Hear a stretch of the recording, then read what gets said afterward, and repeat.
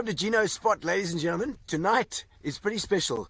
As you can see, I'm here. I don't know, we're kind of in the middle of, I don't know where. We're on the way to Bloem. And we've got a beautiful three-state vista for you here. But tonight I won't be doing the show, but indeed Mike van Vuuren will be, and he's got amazing cricketers in tonight. I can't wait to see. I'm going to be stopping and having a look just now, and maybe pop in for some questions.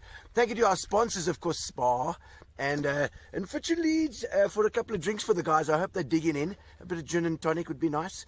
And also our Fat Cats for our catering, and then Amobia for our internet. I hope that you guys are going to have a good time tonight. Make sure that you put everything into the comments. Make sure you tell us where you're watching from, what you're doing at the moment, because that's always fun. And we're going to see from the Free State, Colesberg, Venterstad. I don't know which way to go. I don't know which way I'm going to go. We'll have to look at the GPS. Fires, enjoy. It's Vince van der Bijl tonight. Mfuneko Ngam. Wow. And of course we've got Hugh Page coming in as well. It's going to be fantastic fun. Dean Allen, how's it, Dean? I hope you're doing well and you're happily back from your tours. We'll see you guys online.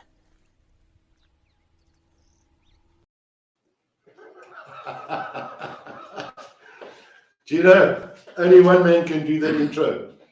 Good evening and welcome, and lovely to have you all here. Let me get a bit closer here. We've got a fantastic lineup tonight, and I'm really delighted to have Hugh Page as a co-host. We've come a long way together. We've got Dean Allen, the famous historian who's doing quite a lot of work in Port Elizabeth and around South Africa. And of course, we've got the great Mfuneko Ngam. Gary, thank you for all the trials and tribulations we've been through this evening. And we're going to start with Darren Fuller and What You're Watching. Over to you, Darren.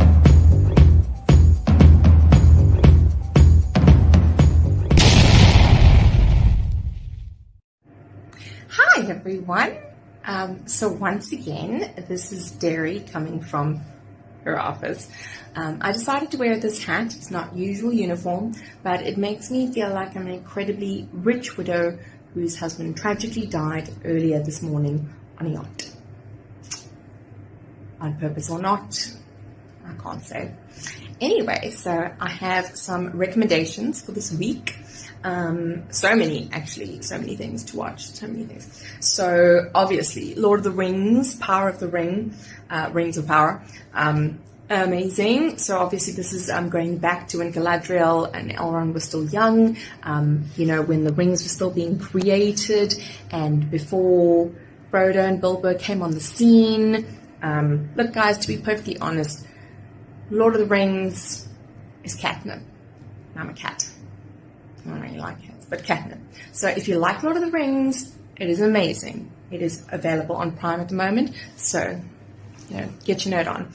Then also on Netflix, what started this week is Devil in Ohio. Wow, guys, this was really interesting. It was so good. So it's, I think, 6 to 8 episodes, and it's about this woman. She is a psychologist, and she gets told that this girl came in, she was fetched on the side of the street, she passed out, and she had a pentagram cut into her back. So now this woman feels very responsible for this girl, and there's nowhere she can go, so she invites her to her household. The rest of her family is like, what the hell, mommy? What the hell? Who is this weird girl? And of course then you get flashbacks as to where she came from, what was happening, and also that it isn't over yet. Also, not to mention, it has Emily Deschanel, who was in Bones, and it's just amazing. Fantastic series, guys. So good, so creepy, love it. Then, sorry about all these close-ups. Ugh. Sorry about the close-up of my face. So then Love in the Villa as well started this week, which is just your usual adorable romantic comedy. Teacher obsessed with Romeo and Juliet's been planning her trip to Verona for 1,000 years. So excited to be going with her boyfriend, who just so happens to break up with her just before the time. Tragic. So then she goes to Verona, and oh my gosh, they double booked her into the beautiful Tuscan villa that she's staying in with an incredibly hot guy. I mean, as a rom-com, what you're going to do with it. So they eventually agreed to share the space, and obviously shenanigans occur and good-looking romance, you know, general gist of it. But absolutely lovely. Do watch it. Romeo and Michelle's high school reunion. Guys, I know that this is so old, but man, do I love that movie. Romeo and Michelle, high school reunion. Lisa Kudrow. So that's also on Prime if you have a chance to watch that. Romeo and Michelle, outcasts in school. Now they're going to the reunion. Now they want to be cool. So they pretend that they invented Post-its. Because naturally that's the first thing you would think of. Anyway, guys, amazing film. Janine Garofalo is just superb in it. And then lastly, House of the Dragon, Game of Thrones. We kicked them out because they gave us a terrible last season, and yet they are back. They have flown back in on the dragon, and we're all loving it. So guys, House of the Dragon, very good so far. I purely give them another chance to not disappoint us this time. So guys, thank you so much. Have an amazing week. Watch many things, and I will see you next week. Bye.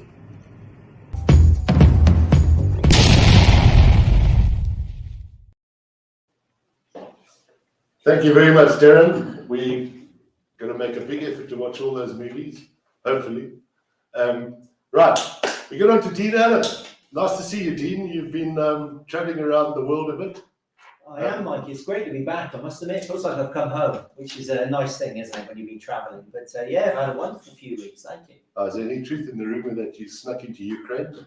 I didn't. I avoided that. There's no way they wanted to call me up for action. That's for sure. You weren't too far. I wasn't far. We're in Slovakia actually, and my wife's from Slovakia.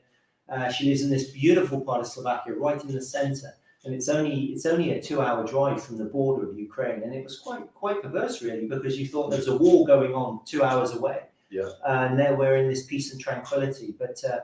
I'm sure we're going to do this in the weeks to come. I had the privilege of interviewing a Ukrainian family while I was there. They're actually staying in the village, being supported by the community, and to hear their story, it's quite harrowing actually. But if I may ask you, and sorry to interject, who's actually in the wrong there? Is it Putin in the wrong, or is it that Ukrainian dude in the wrong? Now listen, I think all war is wrong. Sure. Without avoiding the question, I think any kind of conflict is wrong. When people lose their life, over territory and over probably egos and of course power and money.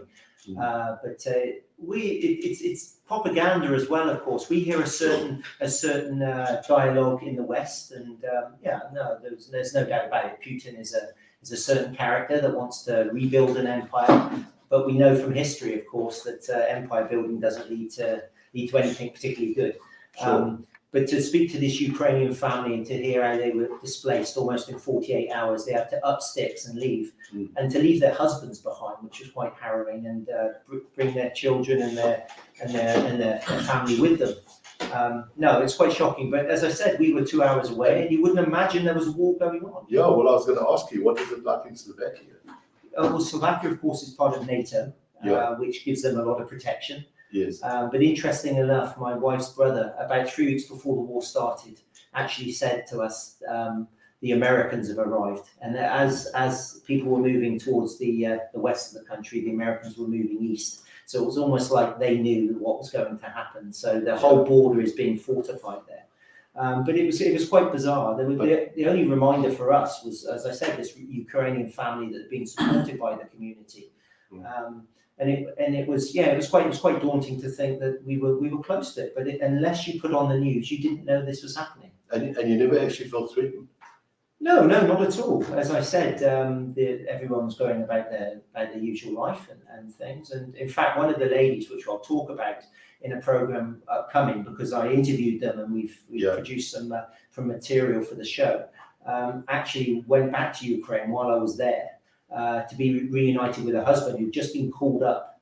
Can you believe that? The men were asked to stay in Ukraine, and he was actually called up by the government to now serve in the forces. You can't imagine that in this day and age. It's like something out of the Second World War. So she was returning, would you believe, to have a month with him before he actually went into the army. Yeah, and the border fortification that you talk about, was that essentially designed to stop the flow of refugees? No, well, not necessarily. I mean, the border was open to refugees, as we know. It wasn't to stop refugees coming in. Yeah. I mean, the countries such as Poland, Ukraine, of course, Slovakia, and the border countries. Hungary slightly different, but that was political. But most of them welcomed them into the country, as we know. Yeah. And Slovakia, very much so, because they've got a good relationship with the Ukraine. Yes. It was a case of the people choosing where to go, really. Yeah. But not everybody left, which was quite interesting. Okay. I've always been fascinated with the Second World War and that movement of people Yes. when war broke out. And we all think now in hindsight, why didn't you leave? But not everybody has left. And in fact, there's quite a flow of Ukrainians going back to the country now. Not that the war has become normality, but now they kind of see the pattern that obviously a lot of the east of the country is being retained. If you're living on the western side, there is less action there. And people want to go back to be with their family and their menfolk who were obviously ordered to stay. Yeah. But it's quite a privilege to speak to these ladies and hear their personal experiences of it. Yeah. And then from Slovakia, you went home to Somerset. We did, yes. I'm from Somerset, as you know, and we haven't been home as a family as a husband and wife anyway, for 3 years. So it was long overdue. We've just had a baby in the last 11 months. She turns 11 months this week.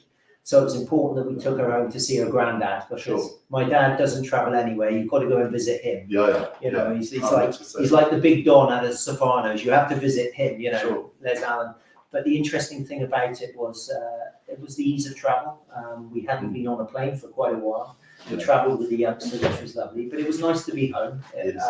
To see, we're going to show a little video now of my hometown, which hasn't changed, of course, in its, you know, in all the time I've been away. But that's the beauty of where I'm from. I suppose people said about Port Elizabeth that you can leave for a while and it seems the same when you get back. But it was nice to go home, reconnect with friends. Yes. I watched some sport. I watched my team, Bristol City, win a couple of games in a row, which was quite good. And my friends say I should come back more often. But it was lovely. But I must admit, both of us did say we were pleased to get back on that plane and come home to PE, which was great. And just very quickly, in your youth, you spent a bit of time watching cricket at Taunton?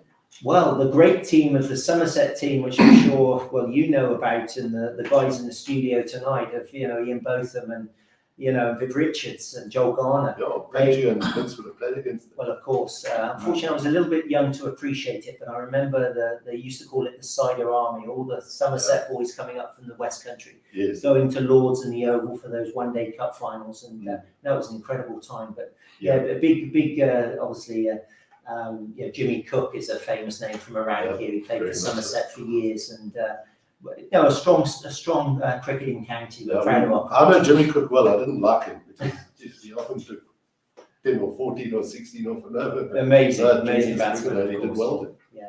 So but just digressing for a minute, I watched your insert on the Cape Recife Lighthouse, and fishing has always been very close to my heart. And I was really fascinated, and I look forward to doing a show with you on Bird Island, specifically the history of the island, and also Cape Recife. And we've got some fantastic footage of, Cape Recife is the home of the big mussel cracker in South Africa. Amazing. You taught me some amazing things there. I know we engaged after that show that I did, or that insert that I did. And that's why I'm so passionate about being here in the Eastern Cape. There are so many stories. We had Dean McClellan on recently, of course, a guru of the local history. I come at it from a slightly different angle. I like to, the human stories, and like I say, some great fishing stories that you came up with there. And for me, I'm there to be the messenger. So people, please engage with me. Well, interestingly enough, Dean, I watched the Dean McClellan show about Bird Island, and people have this perception or belief that the survivors of the Doddington walked from the mainland, which would have been at Woody Cape, to Delagoa Bay. Amazing. But they in fact made a little boat called the Happy Deliverance, and they set sail from Bird Island. They made it from the flotsam and the wreckage of the actual Doddington. Amazing stories. It's incredible. And of course, history, as I said, it's been passed down. A lot of it is certainly here in Southern Africa, a lot of it is oral history. So the details get changed, but I think it's so important to listen to those stories, certainly from our elders as well. I've got the privilege this weekend of being invited by the descendants of Chief Makoma. Chief Makoma was one of those great warriors during the frontier wars. In fact, ironically, fought against my forefathers, the English, when they were here. I was going to say, Keith Clark watching, because if Keith Clark was here, he probably said they did basics together. Yeah, well, probably. But amazing, I mean, to get that invitation. So we're going to go to the 150th anniversary of his death, and I'm being invited to obviously represent that community and tell some of that history. It's an absolute privilege to be here. I couldn't wait to get back to the Eastern Cape. Well, it's good to have you back, Thank and you. I look forward to doing the Bird Island show with you. We'll do that, it's a promise. And then, of equal importance is the fact that you've had dealings with Vince, and yeah, in terms of the great work that Vince is doing. No, Vince van der Bel is, and I'm sure he's a very modest man, but he won't mind me saying he does incredible work for a township down there in Cape Town. He's behind a body called Masi Sports, and he's got obviously good connections within the world of cricket, and they linked up with the MCC over there in London, and the facilities that they've got in that township are second to none. And also the work they've done is phenomenal. Yeah. So through education and through sport, they've done incredible work, and I had the privilege of sharing a floor with Vince. I was certainly the intro man, and it was lovely because I talked a little bit about the history of cricket, and then Vince came in with some of his incredible stories down there in Cape Town. And I enjoy, every now and again we have a catch up, we put the worlds to rights. I enjoy his views on life and his politics.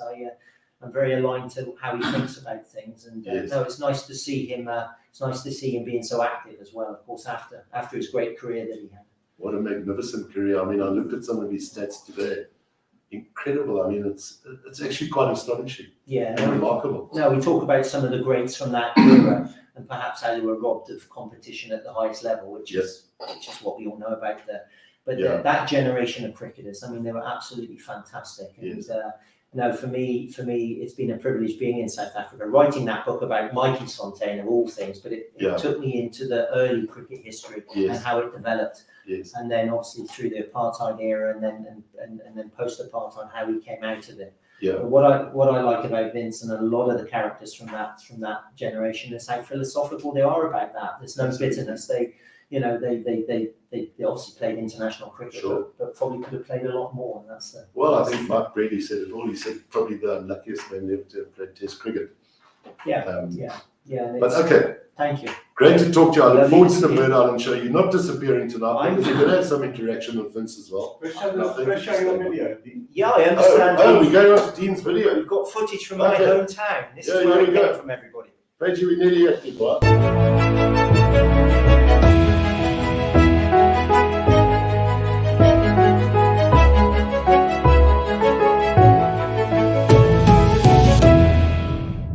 Hello, I'm in Minehead, and this is the town where I was born, would you believe? It's a population of about 10,000. It's in an area of the West Country in England called West Somerset.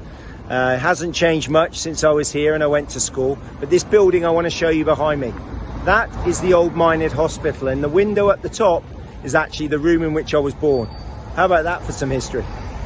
And here I am on the seafront at Minehead, and as you can see behind me, it's quite a busy little seafront here. But I just want to point out this behind me. That's actually the Bristol Channel.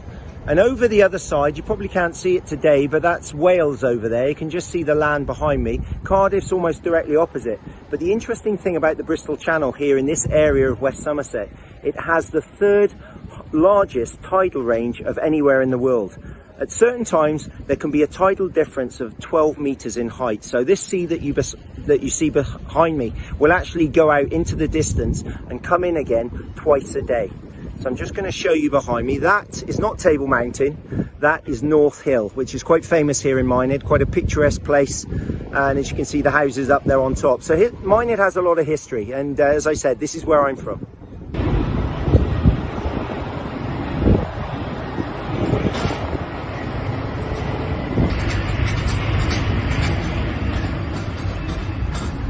Hello, and this is Minehead Railway Station, and it's the home of the West Somerset Railway, which is the longest private steam railway still in existence in Britain. So it runs from here in Minehead to a little station called Bishop's Lydia, which is near Taunton, about 18 miles away. But as you can see, it's really important for preserving these old steam trains that you can see behind me. So it's still an opportunity to marvel at that wonderful age of steam. But this platform behind me also has some other interesting history. Back in the 1960s, none other than the Beatles arrived here when they were filming A Hard Day's Night. So Minehead has a bit of history, which is quite good. As you can see, a lot of tourists come here and experience this wonderful part of Britain and the nostalgia that we have here.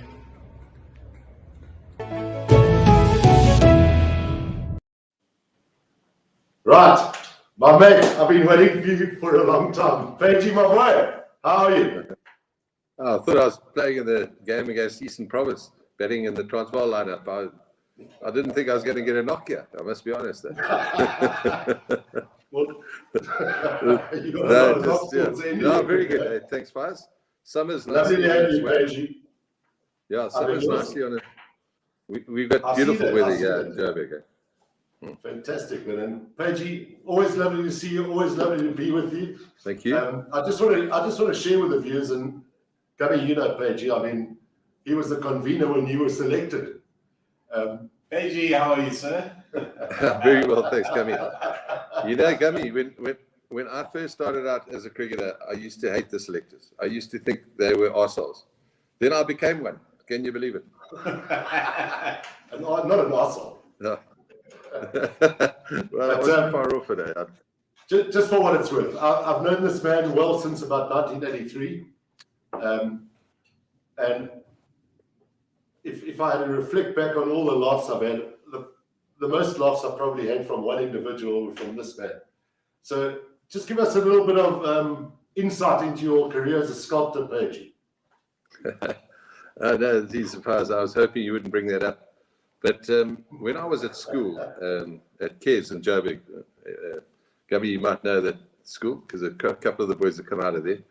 It wasn't renowned as being the most academic institution. So I used to drift a lot. I loved my sport, but I wasn't crazy about the classroom. So yeah, when it came to, I did art for matric, can you believe it? So when it came to my final art, one of my assignments, I had to do a sculpture, and we were given a pretty good period of time in which to do it. And part of that time was the 3 weeks over the holidays. So obviously there was no way so I was going to do and that was the final 3 weeks of a 6-week period to do the sculpture. And cut a long story short, I got towards the end of the 3rd week and I was going back to school, and I hadn't got a sculpture even close to being ready. So on the way out of our home, when we were from Zimbabwe, they used to have these beautiful, my folks bought, when they were leaving Zim, they bought a whole lot of sculptures, those soapstone sculptures. I don't know if you played up there, Gummy, but Zimbabwe is renowned for these sculptures, and often it's like an African head or a mother and child. So I was a bit desperate. So on the way out, I scooped one of the sculptures that we had bought in Zimbabwe, and we took it. We took it to the hostel, and I arrived there with my sculpture, and the guys were saying, "Jesus, Pagey, that is unbelievable. Did you do that?" I said, "Yeah. I mean, Jesus, it took me the whole of the holiday. I mean, I've been at it day and night." But they said to me, "How come?" I said, "No, in Zimbabwe, one of the things, if you're not fishing, playing sport, you at a soapstone factory learning how to carve, and that was the result of my time in the factory, you know." So anyway, so I then picked up, and at the bottom of the soapstone was the artist's name, and it was Joshua and Ndlovu, and it had 1977 on the bottom of it. So I had to go to the road and scrape old Joshua's name off on the top, and then put Hugh Page 1980 and handed it in. And everyone was saying, "Well, that is a straight A. I mean, that's unbelievable." And my teacher was also blown away by it, but she was a little bit suspecting, and she said to me, "Hugh, can you honestly say that you did this sculpture?" I said to her, "Ma'am, could you please ask me another question?" Anyway, I got 2% for yes, I guess. But yeah, I battled a bit with it, I must be honest. But I was hoping you mentioned that. Yeah, so that's desperate times. Wonderful story, Pagey. Typical Pagey. Gary, if you don't mind, let's bring Vince in. Gary. Hey guys. Hello, Vince. Can you hear me Have you okay? on the show, and Thank you. we can hear you Was perfectly. it How are Pagey? you? How you, bro? I'm very well, thank you. Nice to see you, man. You're looking good. Yeah, I see you and Faz both got the same helmets. we do, hey? We are very honest Up the- fast bowlers. We don't just go with Up the the wind. hill, Yeah. up the hill into the wind, Vince. Yeah. But as Kenny Watson used to say, what about me? I used to have to walk back into that wind. But it's fantastic to have such great fast bowlers here this evening, and welcome to Ngami. Thank you very much. You and Vince are doing very similar projects, and it's great to have the two of you together, and hopefully you can share some synergies and some ideas. And before we get on to that though, Vince, and there are a couple of things that I think we need to, especially for the viewers, the younger viewers who possibly never watched you or had the fortune to watch you play cricket, or weren't fortunate enough, or for those who have Alzheimer's. And Pagey said to me, no, he's not a stats man. But that very nice link you sent me that you did with Simon Hughes, who played with you at Middlesex, and I think he also played for Northerns, did he not? He did. Yes, he did. Yeah. Yes. As and a he youngster. Yep, he did very well there. But he drew a comparison between yourself or you and Joel Garner. And I actually sat and I listened to that podcast with great interest. And I mean, the world were deprived of a truly great fast bowler. And when you compare the stats, and I know you're humble and I know you're modest, Vince, but I would just like to put it out there for the youngsters and for those who might have forgotten. Joel Garner, 214 first-class matches. Now listen to this, Ngami. 214, very similar to Vince. Would that be right, Vince? You and Joel were very similar bowlers. No, I think he was much better than me. You can't go into this comparison. It doesn't work. Here comes the modesty. But No, it doesn't work. Vince, 214 games, Joel Garner, 156 first-class games. Joel Garner, 881 first-class wickets.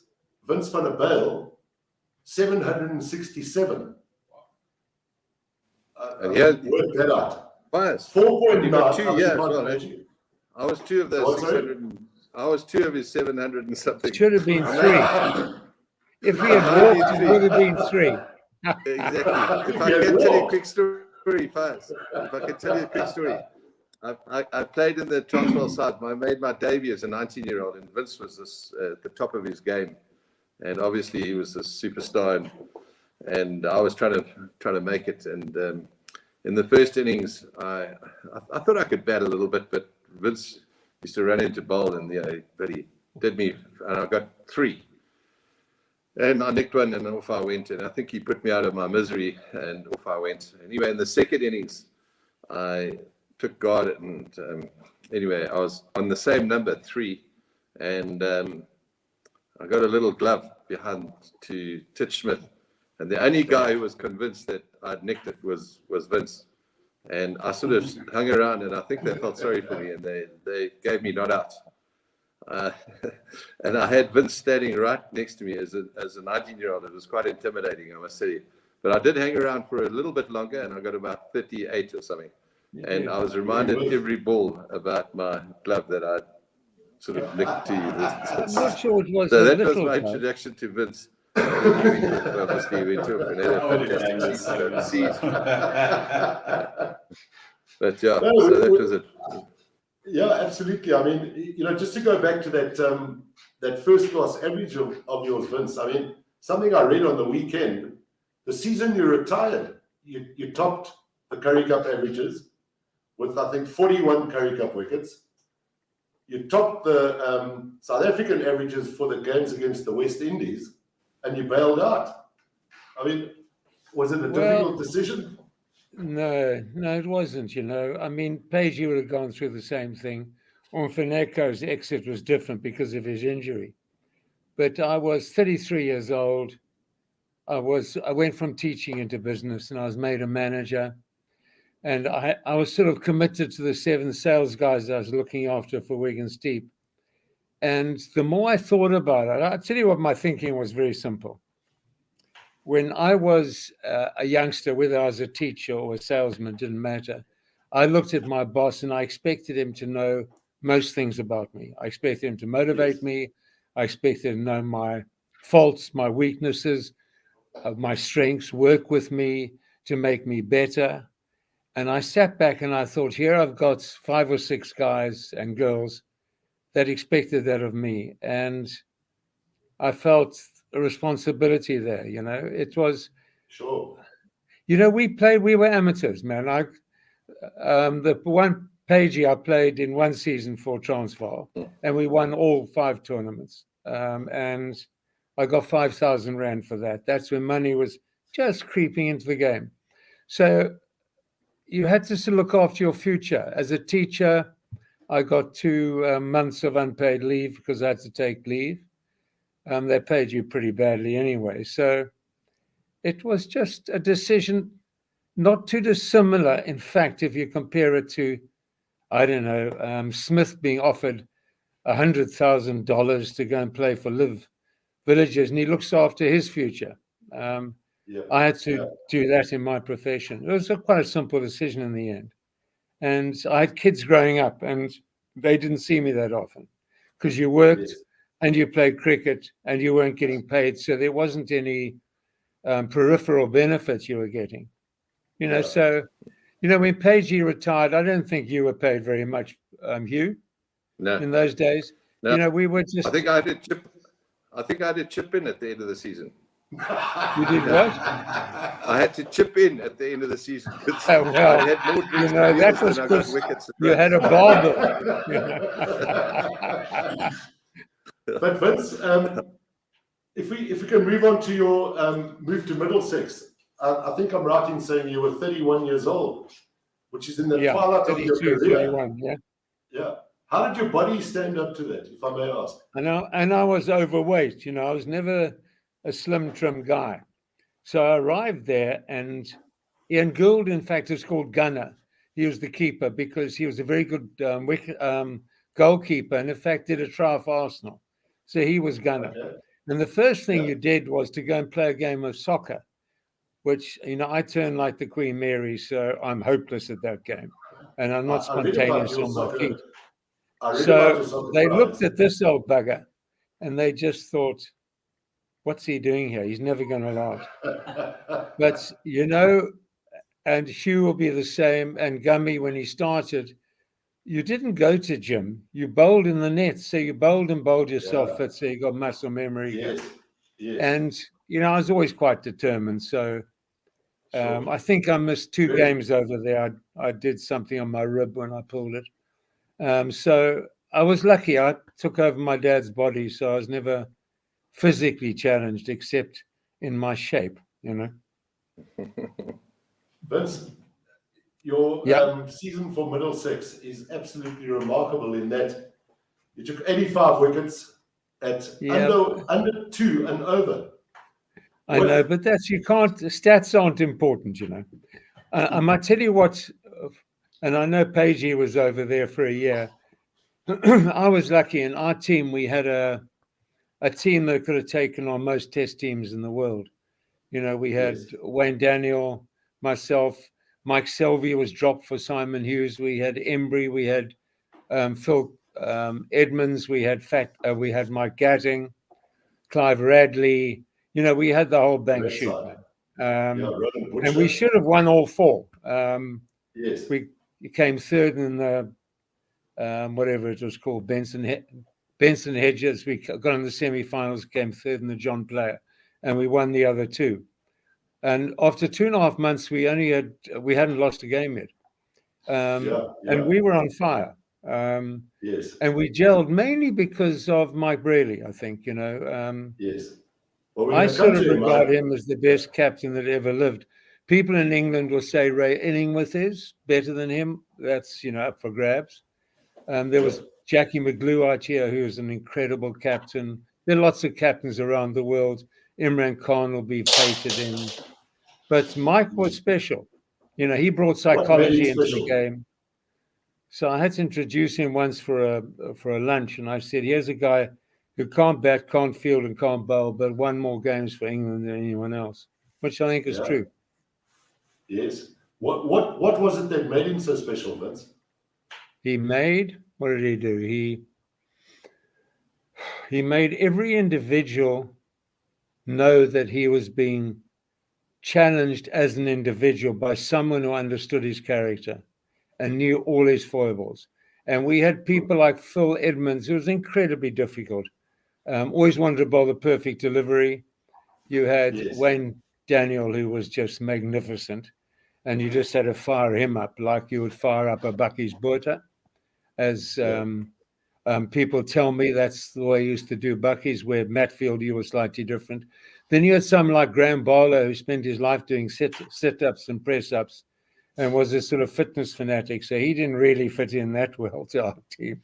But he was a good player and very good fielder. So, Yeah. you know, we had a whole bunch of people who knew they were being regarded as individuals. And then below them, we had people like Roland Butcher was in the second team, Norman Cowan's in the second team, who both Yes. did extraordinarily well for England. And he brought them in. So we lost I don't know, one of those footy over games with John Player in the wet. That was the first game we had lost. So Brelas asked us to come in on the Monday and then asked everyone to come in and give their reasons why we had lost a match. Can you believe it? So Roland Butcher said, I mean, can you imagine playing for Natal? You wouldn't have a Monday at work. So Roland Butcher came in and said, the problem with the team is we've already built the mantelpiece for all 4 trophies, and we've lost focus. And Brelas actually, and he was a second team player, he hadn't played for us yet. And Brelas used him as the example of the wisdom he wanted to share with us. And Yes. from there, the next game, he scored 157 against Hampshire. He scored 180 against Yorkshire and made the England team. So he made someone like Roland, who wasn't even in the first team, Yes. feel amazing. And the other thing he did to me, which I think all of us are captains at various times, is interesting. When I played with him in the beginning, he was very uncertain of me. I was coming into the team as a white South African, and there were a number of black West Indians on the side. He felt politically it wouldn't go down and socially. And we became good friends. So that's another story. But he would bowl me 10 overs in a row. He'll bowl me 3 times in a session. He'll bowl me in the morning. He'll bowl me in the afternoon. He'll bowl me after lunch. And eventually, I said, after a month, Brelas, are you happy? He said, what do you mean? I said, you've been testing me throughout here. He said, how did you guess that? I said, that was fairly simple. And he said, no, I wanted to test you to know that in a real crucial situation like the Gillette Cup final we played, that I could rely on you in a pressure situation. Yes. And I thought that was remarkable. You know, that's just absolutely 2 examples. great management. Yeah. And Vince, just as a matter of interest, playing on the county circuit, you play a 3-day game up north, you travel the length and the breadth of the country and start a 3-day game in the south. I mean, how did your body actually put up with it? Well, not a hell of a well, you know. We played 21 days on the trot once. I don't know, Hugh, how many games did you play on the trot? Days? My worst was 26, eh? Yeah. Yeah, it's And I ridiculous. remember- We were playing at Taunton against Gavaskar, and I was bowling on my 21st day, and I bowled a lot over there. Brelas came down the wicket to me and said, Vince, I think I'm going to put on John Embry for a bit of pace. That was the way he would get you going, you know. He just knew what knobs to turn, you know. We had a spell, Vince. We were 26 playing, days. Yeah, and towards the 26th day, we arrived on having played. We started on a Friday, if I recall, and we played Friday against Yorkshire in a 3-day game. Friday, Saturday. We had to drive all the way to Birmingham on Saturday for evening. Sunday. Play for a John player again. on the Sunday evening after the thing, we drove back to Headingley, to Leeds, to finish the 3-day game on the Monday. And on the Sunday evening, there was a cloudburst, and I tried not to show my enthusiasm and my excitement to the rest of the team. But I was so chuffed. And I thought, well, this is it. We don't have to play tomorrow. There's no ways. And anyways, we drew the curtains and went to bed and woke up. And there was a thunderstorm during the evening and so on. And in the morning when I woke up, there wasn't a cloud in the sky. I nearly jumped out the third floor of that window. The window of the third floor. It's hectic, though, because hectic. You want to enjoy yourself. So you want to have a few beers in the changing room with the opposition, and exactly. You know what I mean? Because for me, it was just a 1-year thing. So I wanted to get to know people like Derek Randalls, who I was playing against, and guys like that. So, but as you say, you're on the constant move. You were married then, Pagey? No, I wasn't. That's why it was so difficult. Well, I had 2 kids, yeah. I want to ask Gummy. Make sure you're in bed by 8. So, yeah. Sorry. I wanted to ask Gummy. Did you ever see Vince bowl, or have you ever seen videos of him bowl? No, Mike, I didn't see any videos of him, but I heard of him and I read books about him. And I've always wanted to just have a few or see a few videos. I thought you guys today were gonna just show 1 or 2 videos. We had some videos, but they got lost in. I just saw cyberspace. Yeah, they got lost in cyberspace. Gummy, I watched you playing PE for the first time. I was commentating with Clive Rice. You're against New Zealand, and you got a host of wickets that game. Do you remember it? In Port Elizabeth. And was it not Joburg? It wasn't Joburg. No, it was PE. I saw. I travelled to commentate by car. It took me about 9 hours to get to you, and you bowled the speed of light, and you bowled away swingers. It amazed me, and that's why I find your career so sad. I'm very sorry, because you would have been in the record books in lots of ways. Absolutely. Vince, if I may interrupt there, I was convener of selectors SA schools and SA under 19. What years were those? In the late 90s? 98 years, 98. Yeah. 97. So, I mean, when you came through, Mfuneko, we were dying for a guy to replace Alan Donald, a black South African fast bowler. And I told Ali that we've got the guy. I mean, Ali already knew about you. And I know that A.D. Birrell did an amazing amount of work with you. And he told me about you. And when I saw you bowling, I thought, well, this is it. And it is, as Vince says, it's sad how, injuries can take a toll in someone's career. But I was very excited to see you play for South Africa, do so well for those few games. But it was for me, one of the big disappointments in the last while that I've had with guys that had come through the setup where I was involved in terms of selection. I mean, in my period, and you were part of it, I mean, we had some really good players come through, guys who went on to play for South Africa and had fantastic careers, both AB and Fuff and all those guys were sort of your sort of period, and it was fantastic. I mean, I think, if I'm not mistaken, they were a little bit later, but we had all those guys. We had, there were so many guys who went on to play first-class cricket, and you were one of the shining stars there. So, it was disappointing, but I'm glad that you're not lost to the game and you're doing, and I'm hoping to hear what work you're doing, but I'm looking forward to... you're certainly glad to hear about it. And let me just say this, if I may. Quite the most humble and respectful guy I've ever met. What a wonderful guy you are, Gummy, and it's lovely to have you here. Thank you. We're going to cut to the chase now, because Vince has been doing some great work in the Cape. And Dean, who's in the wings here, is going to get involved as well. But Vince, you've gone after blank. the RCC, I beg yours. Okay, I can back at you. You suddenly stopped. Beg your pardon. Can you hear, Vince? Yeah, I can perfectly. let's cut to the chase and let's go on to some of the tremendous work that you are doing in the Cape, and maybe just give us a little bit of insight as to how you got there. Yeah, I just want to kick off by saying I'm one of thousands of people that work in underprivileged areas, so I'm no special. And, you know, if you look at, I know Ashwell Prince and Vinnie Barnes have started a foundation 2 days ago. You've got the Philander Foundation, Brad Bing, who most of you know. It just goes on and on. Gary Kirsten doing good work down here. So, and I think it's like all of us who come through the ranks of cricket, you want in some way to remain involved.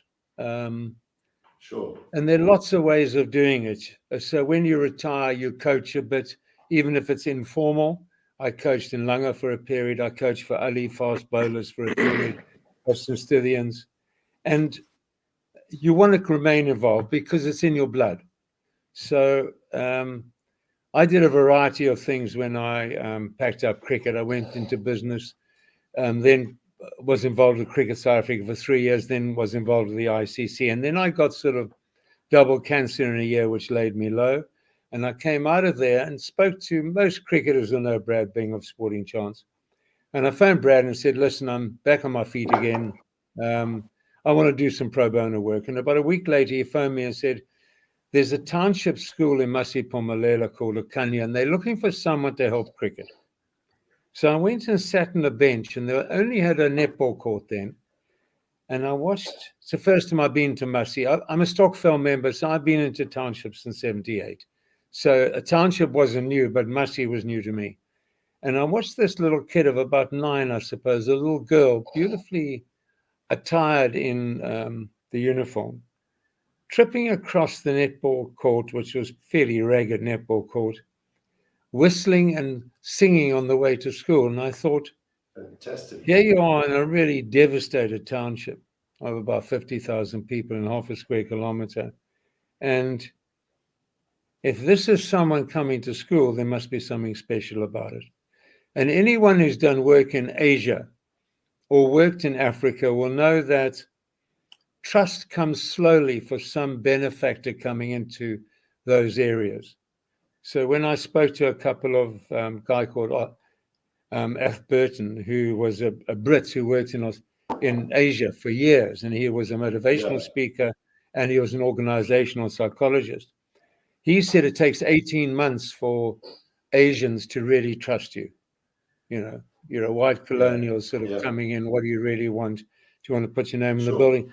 And I find working in a township very similar when I was in a Stockfell and used to go to Alex a lot and Soweto. So I realized I had to sort of build trust. So it took me about 18 months. And during that time, I was part of the MCC World Cricket Committee, and I persuaded them to give me some startup capital. It's about 300,000 Rand a year for 3 years, which really covered about 60% of our budget in the first 3 years. So we raised money for the other. And so started a journey. The one thing you have to understand about the townships, which Gummy will tell you, is they have the solutions for their problems. It doesn't need a government or a whitey coming from the outside or a benefactor of any color telling them what is required, because they know. And so my first conversation with Ngaya Jonas, who was the sole coach at the school and the sole PT instructor, he did 8 PT lessons every day. He took after school netball, and then he collapsed at night and got up the next morning like Pagey did when he was doing county cricket. And he said to me, I said, what facilities do you want? And out came a pearl of wisdom. He said, they call me Madala. They said, Madala, we don't. There you go. Before you give us facilities, teach us how to coach the sport. So here was a guy who came from a township, who hadn't had any sports management diplomas, etc., coming out with his wisdom. So we spent the first Masi Core and MCC put up the nets. I didn't, because I hadn't raised any money at that stage, and the 300,000 had to be used for salaries and stuff and for coaches. but we didn't put up any other facilities for about 2 years. And what we did, we took them through coaching. So a lot of people say, what's the cricket like? And I say, we've got 8 sports. So we do everything from, netball and soccer they're fantastic at, because anyone coming out of a township, that's what you play. Because they cause 75% of them coming from the Eastern Cape, they're quite good at cricket. They're very good at rugby. We got our first under 12 in the Western Province team last week, which was very exciting. But what we did as well was we do hip hop dance, we do chess. And last week we started art tuition. So our philosophy, very simply, is not to produce the next Protea cricketer, which at some stage we will, I'm sure. But our philosophy is to produce holistic individuals and people with confidence to become great citizens of South Africa into the future. So it's a generational change we're looking. So it's sport, arts and culture, plus life skills. Fantastic. Now, I never discussed this with Pagey, so I don't know what he's going to say, but it took me until I was 70 to realize that it wasn't cricket that changed my life. It was the life skills I learned through cricket. It was the discipline. It was the helping others. It was the teamwork. It was looking at a greater future for other people other than just yourself. And you learn that in the team of cricket, because you have to help the people around you. Otherwise, you can't be successful yourself. Your team's not going to be generationally successful. So that's what we do. So we employ 11 coaches. We've got a number of volunteers. And the most exciting thing is, as we rolled out the facilities through some wonderful benefactors, the teachers themselves, or educators as they're now known, started to come down to PT. So if you look at some of the videos on the Masi Sport's website, you'll see these wonderful women taking part in these PT games every single time. Never mind, and now we've got a number of facilities. So we play all sports, and every single team is coached. So we've got 5 rugby sides starting in under 9. We've got 5 cricket sides starting under 9. We've got 5 netball sides starting under 9. So the under 9s are getting a cultural shift in sport. Sure. If you go into the white schools, or the Model C schools, as they euphemistically called, the kids coming to those schools would know about rugby and cricket. They know how to hold a cricket bat. They know how to bowl with the seam up or spin the ball. When people come from a township, they don't know any of these skills, because it's not in their culture unless they came from particular families. So you have to learn from square one. And so that's been the challenge, and it's great. These kids are like my grandchildren. They're fantastic. Fantastic, Vince. And I imagine it's great to get out of bed in the morning. Yeah, this junior school, I mean, if anyone listening could just think about the amount of kids there were in the school that they went to, in a junior school. This school is 1,910 kids. It has 250 kids in each grade. It has 45 to 50 kids in each class. And the school rocks. The teachers are amazing. And they coming out. So we had, for chess, we had 5 of the teachers give up 4 days of their holiday to do a coaching course. We found a gem at the school, a guy who's got a fine arts degree. So he's in charge of our art. 60 people arrived at art. 132 people put their names down. So it's providing opportunity for people to live fulfilled lives. So that's really our mantra. Very simple. And Vince, is there any government support here, or is it all overseas funding? The government's put very little money in to allow schools to do after sports activities. Really sad. It's just the way it is. So quite recently, I've been quite involved with the Department of Sport and Education. We've got a Zoom meeting on Friday, had a Zoom meeting last week. We've had a 1.5-day workshop. And we had Peter Hain coming around. I was going to raise that point. Gummy, do you know who Peter Hain is? No, Vincent, don't. Okay, so many people don't. Peter Hain was the Stop the Tour man who went across to England. He had, I don't know, letter bombs sent to him. He was boss who was in charge of security in this country then tried to take him to court for stealing from banks, which was rubbish. And he led this campaign, which in fact stopped me from playing for South Africa because I lived in the period of isolation. So through a variety of ways, I've contacted him, and he came out to visit us. And he saw the facility, and his words were very simply, if you had this in all schools of South Africa, there would be thousands of Siokolisis. A lot of people don't know that 94% of the schools in this country do not have sport after school. We won 3 World Cups with 6% of our schools having after school sport. We've been top in every single format of cricket. We have Olympic gold medals. How we do it? And he said, can you imagine the explosion of sport in this country? And then he said it has to be replicated. So I've been speaking to the departments to say, help me replicate without costing you any money. Yes. There's a school, Gummy, do you know a school or an area called, it's very minute, called Nkondlo. It's west of Umtata. They came down to see us because they'd heard about the school. Because I want you to go there one day, okay? I'm going up there quite soon. And they came down very poor in Nkondlo. I've been to Tata a few times, though. Probably this know is the west. schools. It's about an hour west. So it's 90% unemployment, rural. And these guys, and the Tembela's the headmistress, she came down to sort of, I suppose, learn from Michael, our headmaster, and what we do, and the English labs and the maths labs and all the education that goes with it. And they have changed their school within 3 years using their own resources. Because when Tembela came down, she said, but our problem is we have 90% unemployment. And I said, Tembela, that's fantastic. You've got so many people who can volunteer, who are bricklayers, plumbers, teachers, gardeners. So bring them into the community.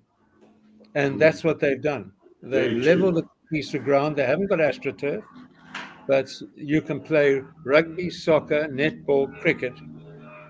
You can't play basketball because you have to bounce the ball.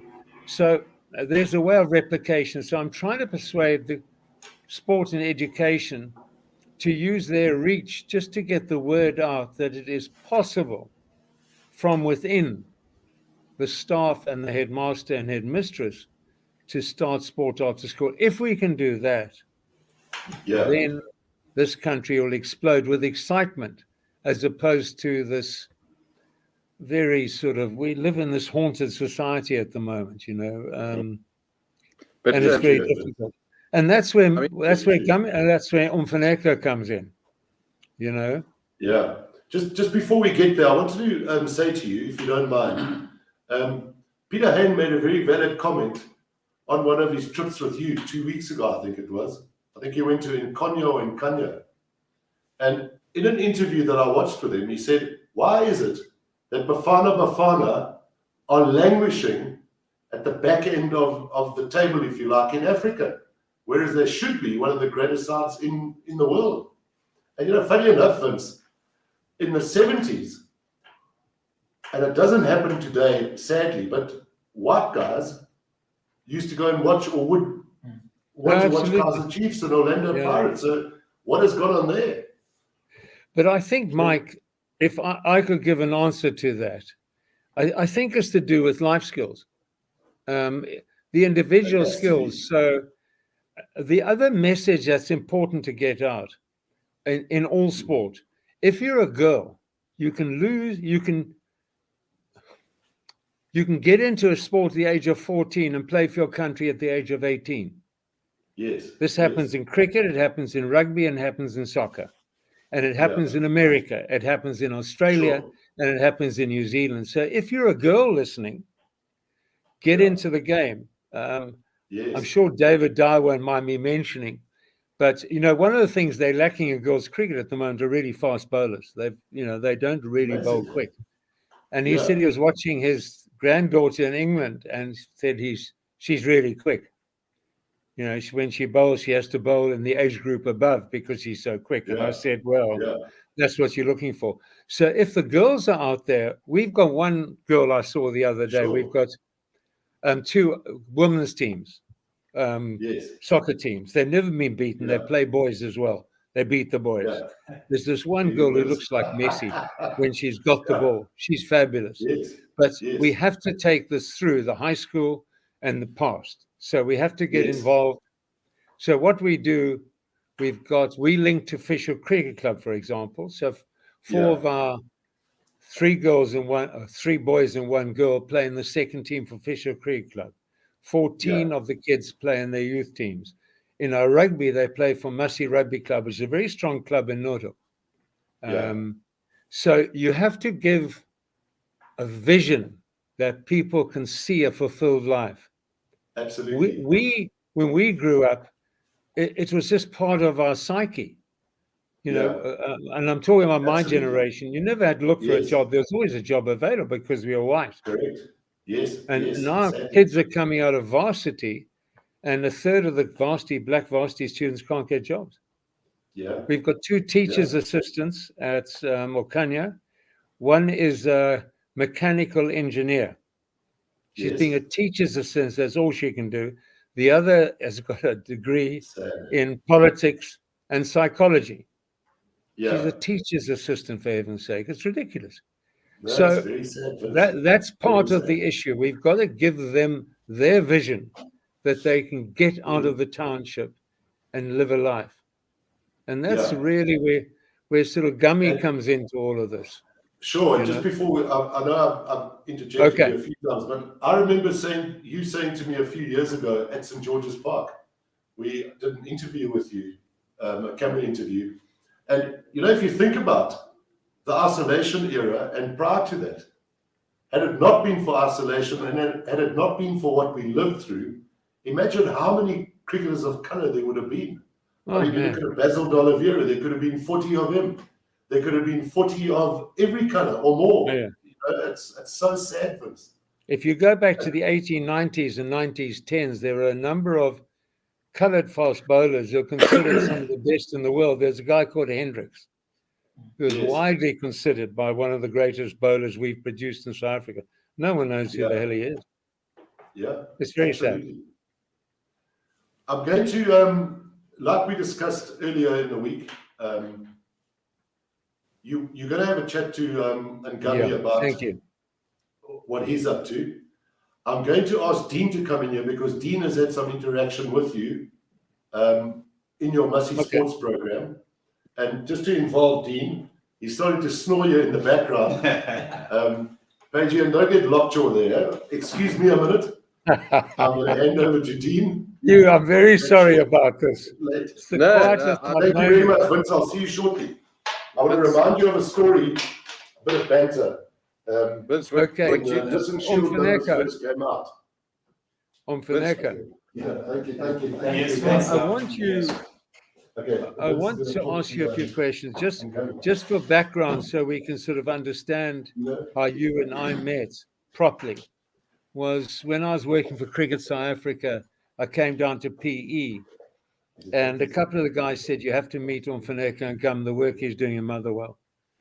And if you wouldn't mind, immodestly, just talk us through that period until the time I met you, about the work you had done in Motherwell and the money you had put into the club.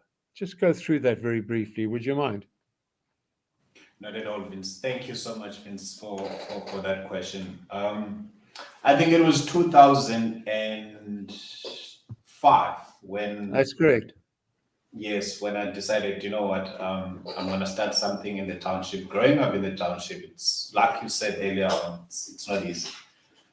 It's tough, and I'm happy that Page is here, because he said something earlier on that Anton Ferreira said to me that they wanted to pick me a year before I made my debut for South Africa. And I never understood why I was never picked. And then I spoke to A.D. Bijl about it. And then he said, no, yes, I did that because there were a few things I wanted you to learn. But they were never related into cricket. You know, they were Right.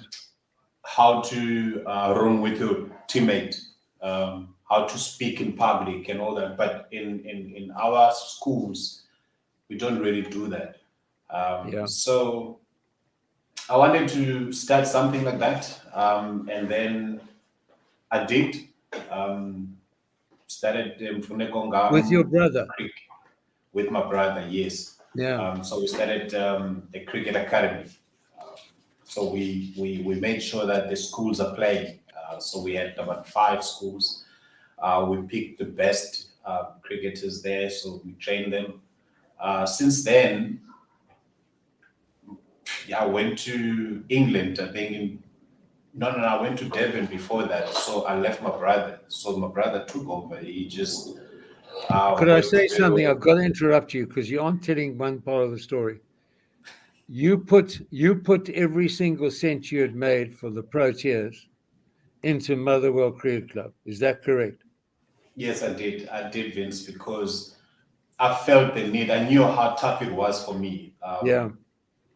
Growing up. And I want the listeners to hear that, Gummy, because it's really important. Yeah, so whenever I would come back to Motherwell, so I would take those young boys. We'd go on tours. We would just go on all those rural areas in King Williamstown. But I never had like funding where people would say, "Listen, don't use your own money or whatever." But my goal and my visions was to make sure that we've got an indoor center there. Everything that you're doing with Masi Sport there in Cape Town, that's basically what I wanted to do. And then I left, and then I came back again, and then Cricket South Africa took over because there was plans to have the RPCs and hubs.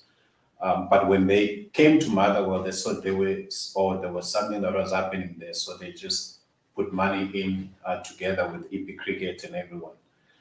And that's where the trouble started because now there was money. So when I was using my own money, no one was bothered about anything. So now that everyone was happy, the club was happy. But it's quite complicated, this, Gummy, because I mean, part of it was the academy at Fort Hare had really fallen into disuse after the 2003 World Cup. And I asked you, because I was waiting for Cricket South Africa to take over at Fort Hare, and you were there for 10 years and did a hell of a job. And we sort of resuscitated the academy through you. And then you went off and coached. So when I asked you the other day what you were doing, I was a bit surprised. I mean, it's lovely that you're commentating because I listen to you and I listen to Pagey occasionally and I listen to all the stuff. But I know where your heart is, and your heart is in Motherwell. So I can't criticize who's there because I don't know who they are. But you, to me, would be the ideal guy to head it up because you know the community. For those of you who are listening who don't know, Mfuneko Ngam is the only Protea player who has come from a junior school and a high school in a township. Every single other player of color who plays for the Proteas has come through and been sort of headhunted or has come from a family who can afford a model school or a private school. So Gummy is unique here. And so he understands Motherwell like no one else. So what do you want to achieve in Motherwell now, Mfuneko? So now, Vince, what I've done through the program that you're doing at Masi, I remember you invited me in Joburg at the function, and you showed a clip there. I was really touched on what you guys are doing there, and then I realized that the reason why I started what I started there in Motherwell was to make sure that the schools play cricket. And like you said earlier on, there's no sport at the moment in our townships. And if we can make sure that after school, almost everyone who wants to play sport, then everyone is there. And I'm lucky enough now I'm doing commentary, and now I've got time in my hands. So I went to the school where I come from, where it was, the name of the school is Douglas Mboba. So I sat with the principal, I sat with the coaches, I sat with all the teachers, and I said, guys, this is the plan, this is what I want to do. I want to make sure that cricket here in Motherwell is back to where I left it before I went to Protea. But I just want to use the school, but the schools within Motherwell benefit in terms of what we're going to be doing. But the challenge, Vince, that I have at the moment is the facilities. You guys have got beautiful facilities at your school, but there we don't have nets. And we tried to put nets in before COVID. So we bought the nets. There's a guy from England who helped us with little money. And then we just bought those nets, and we try and make it look nice. And then after COVID, everything was vandalized. And when I went to the school, and there was no mat, no netting and all that. So I decided, you know what, now I'm not gonna spend out of my own pocket. So I'm gonna try and ask for help to people who can assist me. I've been to Department of Sport. I want to ask you a question, Mfuneko, which is quite important, because it's important because people who are going to give money will want to know this. You know I presume you know the community well. Very well, yes. And we found this in Masi as well. You have to go and get the community support, that they protect your ground and they protect your nets. And whether that's to go to the guys in charge of the taxis or even the guys in charge of the gangs to say, go off the limits here. You've got to get the word out that this is protected property. If that's the case, then people, I think, will give more readily. So I want to do a punt for you, if you don't mind.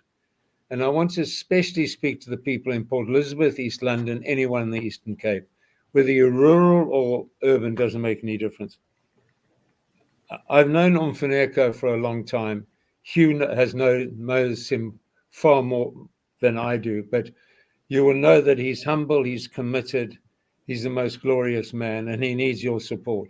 Now, the support can come from people who have cement, or the cement factories to put up a cement pitch in the middle of the field, people who can do AstroTurf on the top. If you are uncertain about the type of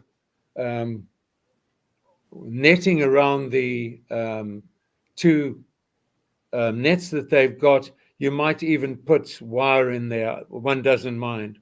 But there are so many schools out in Port Elizabeth who could give second-hand equipment to the school. But I'm really appealing to the people who can afford it to donate money to Mfuneko. And I'm going to go back to Mfuneko, because Mfuneko, you started what you said was an MPC, and now you're going to become an MPO and a PBO so you can get tax certificates, etc. How would they contact you? What is your email address? My email address is mfunekongam@yahoo.co.uk. Say that slowly. Was that Mfuneko Ngam? It's mfunekongam at You got to spell that, yahoo.co. Gummy. It's MFANGAM That's what Gino. At yahoo.co.uk.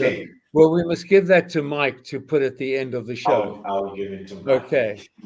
But I just think the only way we're going to build and heal this country is, in fact, by the communities getting together. So the people of Port Elizabeth, the people of East London, the people in the surrounding areas who are cricket mad, and there's so many cricket mad people there. You know, whether it's 100 Rand a month per month, it doesn't matter. If you can afford more, give more. But it really is important. Oh, thank you, for doing that. It's really important, because these are the initiatives that count. people Is there a from problem there? within Sorry. the environment. Sorry, Hugh, you go on. No, sorry. I was just saying, is that email address wrong there, Mfuneko? It is wrong. It's MFA. It's not the right one. It's MFA. Not that one. Okay. All right. I'll put it. Sorry. Okay. Gary, put it on the group. Gary, I'll just yes. Put it on It's the group. I'll put it. Yeah. But can I just 1 second there, Please Vince? do. I mean, I think you're on the button there, Vince. I mean, I'm relatively naive as far as what the work that you guys do, but I was involved in a mentoring program which started in 1996, and we ended up fostering a young black guy who has done exceptionally well, and he's now 37, and he's a wonderful, wonderful guy. And you know, the lessons we've learned from that have been rewarding for us as a family, and you know, we've really enjoyed the experience. But as far as you're concerned, and Vince is so right, you know, if we can get some sort of understanding of one another's culture, I think the moment we understand one another's culture, we start to make inroads in terms of succeeding and so on. And I mean, as far as those nets and that are concerned, I'd like to challenge the guys. There's a guy called Jonathan Mayer and the guys from I think they're Intertown Transport. And I'd like to ask them maybe if they could somehow, if it's not a cheek, maybe consider putting in a net or even 2 nets for you guys, and as a start, and it's sponsored by them. That would be fantastic. And then obviously, I mean, that would be just the start of hopefully a number of things. But yeah, Huge there's thank Sid you. Mayer, Jonathan Mayer. Jonathan Mayer. Sydney, Oh, you make putting friends each other easily, out to you dude. there, yeah, I mean, what a lucky thing to do, to spend some money. You know, you can, as you say, you can claim it back from tax, and probably in your social responsibility program. Sure. And it's meaningful, and it's going to a guy who we know and we trust. You know, Exactly, who you trust. That's exactly it. And thank you. You know, I mean, I'm humbled by what the work you're doing, Vincent. Certainly, Mfuneko. I mean, I love what you guys do. It's just brilliant, and I'm sure in your own minds, in your own hearts, you feel that you're making a difference, which is what this country needs. And when I watched that program, that rugby program, when I watched that rugby program called Chasing the Sun, and I saw about Sia, and then I saw about Mpimpi. Are they from Motherwell, guys? No. Are they from Motherwell? Eh? Not. They soft in Motherwell. Vince, I just want to jump in, guys, because I've got to hold into this. We've just got a message from Duncan Brown saying that he's dedicated 5,000 rand from me for equipment to go to the source. So that's fantastic. Thank you, Duncan. That's brilliant. So let's kick this off. And I believe we have the correct email address. Gummy, you're going to have to get an easier email address. That's number one rule when you're asking for money. So yeah, let's get behind it, because from a personal point of view, I know the work that Vince and the guys are doing down there in the Cape, and it's fantastic. And it hasn't always looked so great, and they've got wonderful facilities now, but they had to start from scratch, and it's amazing how, you know, one thing leads to another. How's that new AstroTurf coming on, Vince? So no, it's going well. I want to pick up something what Hugh said. You know, I'm a great Stephen Fry man, and I see he's become chairman or president of the MCC for a year. And he speaks about, he goes back into Greek culture, etc. And he speaks about the campfire chats. And Dean spoke earlier about oral history.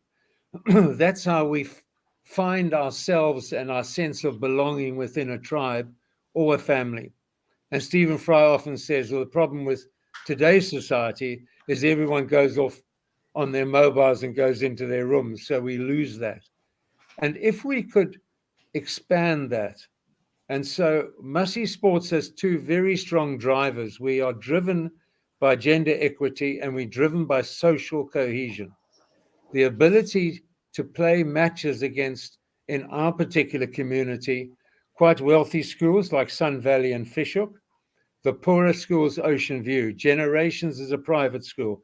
Redham is a private school. and get all these kids talking to each other, not just playing a match and saying thanks for the game and going off. Because as Mfuneko will know, when you come from a poor environment and you go to these special, if you go and play at Grey High School in PE, as you walk on the field, you've lost because you've never seen facilities like this. So we have to build that from the ground up. And so the work Mfuneko is doing is what I call generational change. And the work that you did, Hugh, with your child changed him and will change his kids. And its generation will change their friends apart. I know I sound a bit like an evangelist, which I am about this country. I think this country's got the most fantastic people in the world. And like the rest of the world, not the best politicians.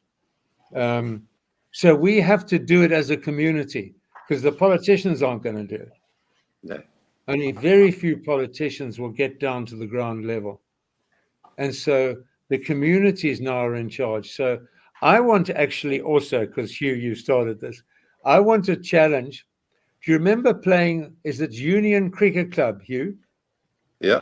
You used to play a double wicket competition or a single wicket. Yeah. I want to challenge those guys to put in a minimum of R1,000 a year.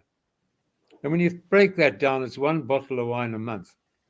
You know, it's not that much. But let's keep the challenges going out there afterwards, writing to the friends you know.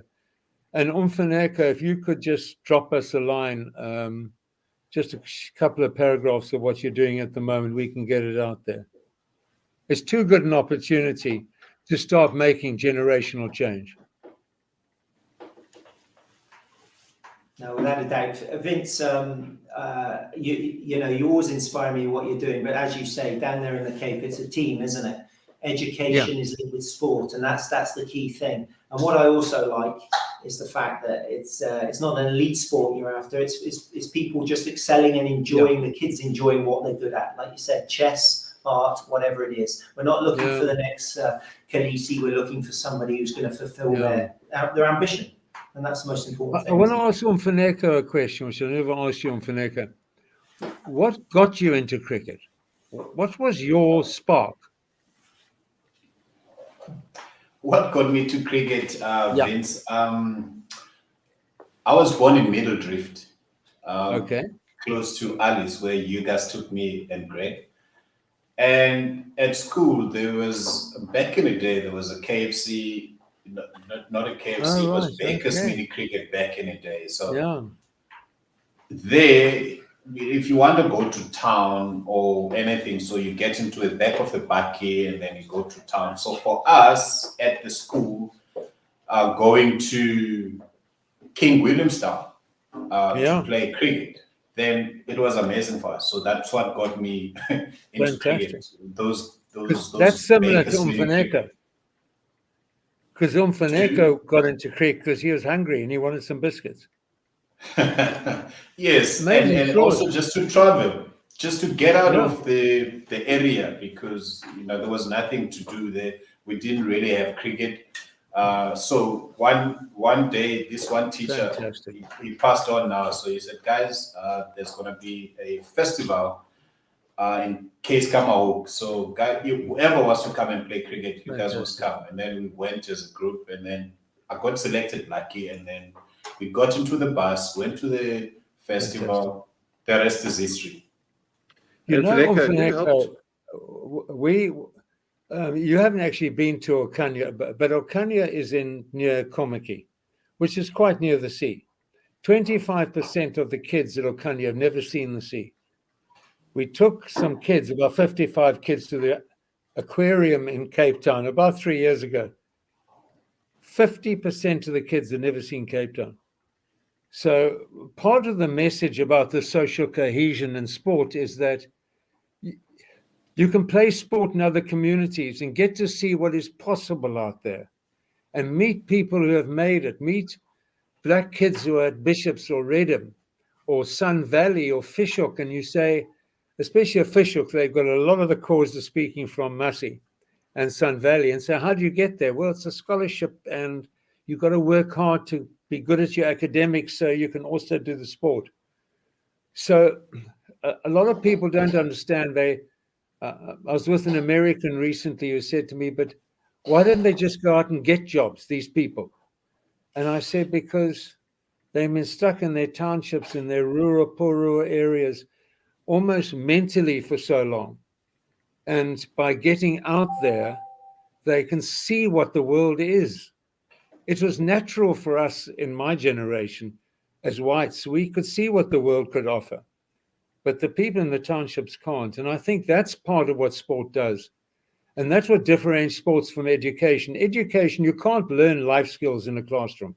It's impossible. You have to experience them. You have to experience the humiliation of defeat, and the glory of victory and being graceful about it. You've got to, those are the things you've got to experience. That's why sport and life skills are important. Education's good because it teaches you how to learn and grow.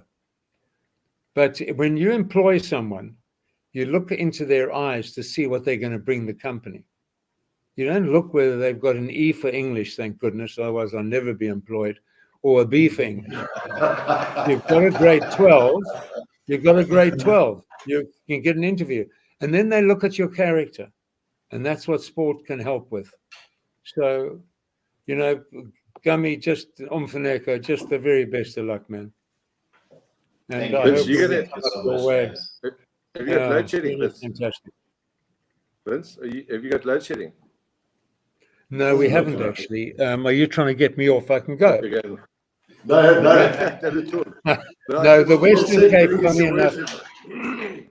we've got some, what's the word? Sorry. We've got Probably some, right. we've got some hydroelectric power in one of the dams. So we always get one level below you guys. So when it's level 2, we don't get them. It's Just okay. Hello, guys. I'm back again. Thank you. I've been watering the garden and checking out the internet and so on. Vince, I just wanted to say to you, fantastic tonight. Thank you so much. well, thank you. It's lovely to see Mfuneko, who I've got close to over the years, and Hugh, who we played for Nicky Oppenheimer's together when he used to smote the ball hard, and when we were in the slips, we were very frightened someone would get a nick, so we would break a finger, you know. Could it's I been a tell them one pleasure. story, Vinny? Yeah. Before you Here we go. tell them one Yes, story I'm about, listening.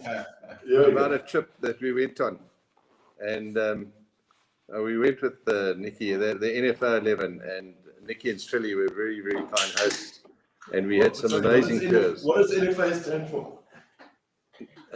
Nicky, what's it, Vince? Nicky, Frederick Oppenheimer, is it? That's Vince NFA. gone. No, Vince is still with it. He's having a chuckle. Yeah. So anyway, so Vince and we were all on this trip, and it was fantastic. So you go on a Friday. We went to a place called Aranyamunt. I'd never been there. Mfuneko, you going? Yeah. No, Pagey, I'm still here. So anyway, so we went on this trip and we played squash on the Friday night. We played cricket on the Saturday and then golf on the Sunday. But to cut a long story short, during the cricket game, we played against a guy called that's now left me. I can't. Sorry. Was Remember he the guy? Bias? No. He played for Namibia and Southwest Africa rugby, and his name was Currie Cup. Currie Cup was a beauty. He had fingers thicker than the grip itself, you know. And he came out to face Vince on a matting wicket, and a few of us without gloves. And Currie played rugby, as I say, for Western or Southwest Africa in those days, and then Namibia. And I think his tear ducts dried up when he was 4 years old. So anyway, when he came out to bat, he had this bat and he didn't have gloves. And he sort of said to him, now, Currie, was this Murisa oak, a big oak? I said, hey, Currie, don't you think you should put some gloves on? He says, no. He says, I can't grip the bat properly without my bare hands. So we were trying not to hit him on the fingers. So afterwards, we had a hell of a good session in the change room, a big party and that. And we ended up at this party. This dinner dance thing, and it was really, really good. And cut a long story short, all the main guests left and everything, and And my wife and I, we had a 6-week-old baby. We also left, and we got back to our little guest place. And I said, Jules, it would be hell of a rude of me not to go back if you didn't mind. I think I need to go back and spend some time with the locals. So anyway, we got there, and this party then really started to fall apart. And they had a drink there called Pampelmus, which is a grapefruit schnapps. And we did about 5 of those bottles in no time. And then we ended up saying, well, seeing as we're in the Kalahari, why don't we, or not the Kalahari, but certainly, the Namib Desert. I said, why don't we do what we do in South Africa? It's called a Kalahari stuntman. And they said, oh, what is that? I said, no. What we do is a team of us, our boys will go this side and you guys go that side, and we'll challenge you. And what it is, you drink a tequila. First of all, you put a line of salt down, and you sniff the line of salt, you drink the tequila, and you squeeze the lemon in your eye. So they said, geez, they're not so sure about this, but anyway, we'll do it. And we had about 4 guests left, and we sort of said, right, who's going to go first? And we said, you go first, because I know what will happen. We'll do it, and then you guys will run away. But no. We've got the top man. So old Khaki comes along. He's the first day, Khaki person. And I put a nice thick line of salt down for him to make sure that. Anyway, he sniffed the salt beautifully, and then he drank the tequila. And when he was putting the salt in, the lemon in his eye, he had his eye closed. I said, no, you need to close. You need to open your eye and get that lemon full in there. So anyway, after he had finished, he cried for half an hour. I tell you what, once they saw Khaki Khosan cry, no one was prepared to have a Kalahari stunt. I promise you, that was the end of it. We laughed. We laughed. Geez, we had such a party there. Those were funny trips, eh? Because everyone used to pull hamstrings and get sore backs because we hadn't been playing. Yeah. And I remember Davo did a hamstring. Yeah. And so, Beers, do you remember that big guy came in number 4? Big guy. Yeah. And he came into David the next change room the next day and says, "Hey, Dave, how's that body of you?" Talking about we had so much fun. Talking about David, where is David died these days? He was such a fantastic guy. Lives just outside Howick in Merivale. Okay. They've got a very nice sort of estate there, and once a year, the Shorts, the Henwoods, and the Dyers and ourselves go. Okay. They're very keen on fly fishing. I'm not. I mean, I do fish occasionally. Yes. And so Pelham Henwood has got a whole garage full of flies, and David does his own flying. He's taught me how to fly fish. And we're going to the Eastern Cape up, in the upper reaches of the Eastern Cape, and we have a lot of roads and places like that. So we see each other quite often. We keep in contact. He's a very old friend. He was my first captain of... Dave Dyer is a fantastic guy. Of Varsity. Yeah, he's a very good captain too.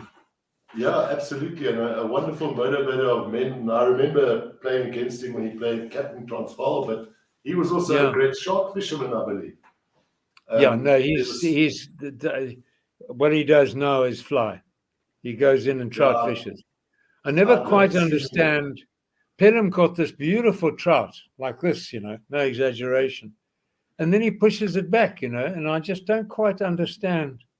I'm sure there's a good reason for that, but why would you fish and not eat it, Yeah, absolutely. Now, you talk about Pelham Henwood. Do you remember that it's known in the Eastern Cape or in Port Elizabeth as the 15 for 4 game? Do you remember that? So well. I remember Laurie Wilmot getting caught behind, and they would have been 15 for 5. Given not out, and then they hit us around like you cannot believe. Never gave a chance the next day. If I remember clearly, Barry got a headache and you took over the captaincy. He got a me grade, he tells me. Well, after 140. And then I think, am I right in saying you took over the captaincy and you held a long spell and you brought Pelham on? And everything was under control. I think they got to about 90 for 4. And the minute Pelham came on, they lined him up and they were banging him into the pool. And Graham was hitting him into the park. Bob Wilmer was hit by Laurie Wilmot over that colossal stand. Correct. And I walked down. I said to Bob, It was just such a lovely moment. I said to Bob, "That's the biggest hit I've ever seen." He said, "No, I saw one in England once." He was very uptight. But It went over ironically, that stand. I mean, it must have traveled 120 meters, man.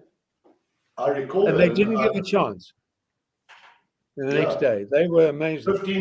15 for 4 to about 80 for 4, and then 352 for 5. Oh, no. This was, And they played your middle beautifully. six mate, your middle six mate, Phil Edmonds, sat padded up there for a day and a bit and got a second baller. Yes,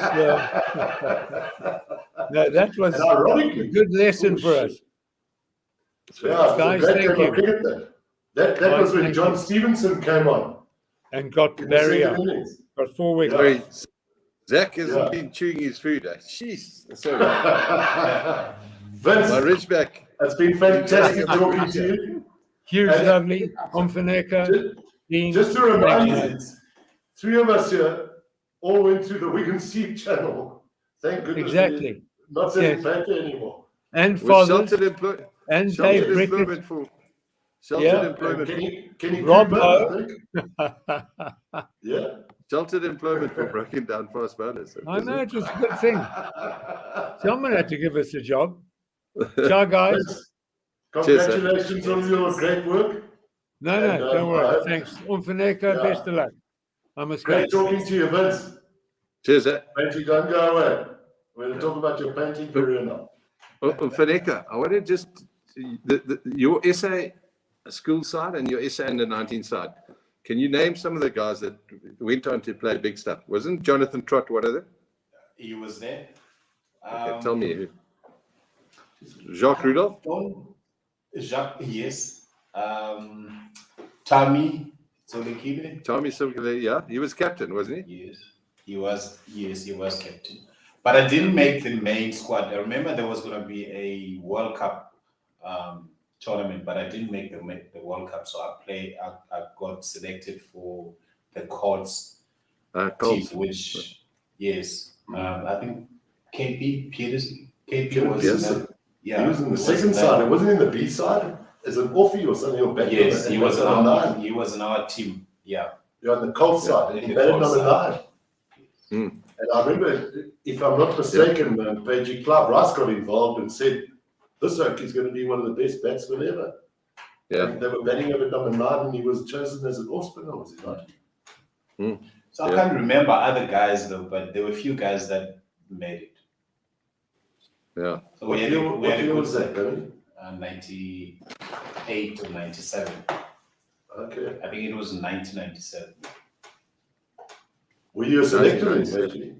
Yeah, I was, yeah. Bring up the Was notes, don't you? that in Grahamstown, that one, Mfuneko? In Grahamstown, that's the one in Yeah. Grahamstown, yes. She's No that wonder place. you didn't make it. The ball doesn't bounce there. It was What so were hot. you looking at there? It was so hot. I used to go back and at lunchtime have a swim. It was so hot. And there was also a couple of nice chassis lying around the pool there as well. So Pagey, we're gonna have to go to the messages. Remember I asked you today, please remind me about the messages. what? The messages. Brian Saroa saying, Pagey, I can't- should I tell Fires about our big parties at Nsiri with the Let's Jocelyn? Let's see. With the I can't Jocelyn, see yeah. shit there. No, it's just, I'll tell you a story about him, man. Well, Brian, he only drinks Johnny Walker Black. So we get him nice and tight in the bush. And after about 8 or 10 of them, he starts seeing things that have been extinct for about 80 years.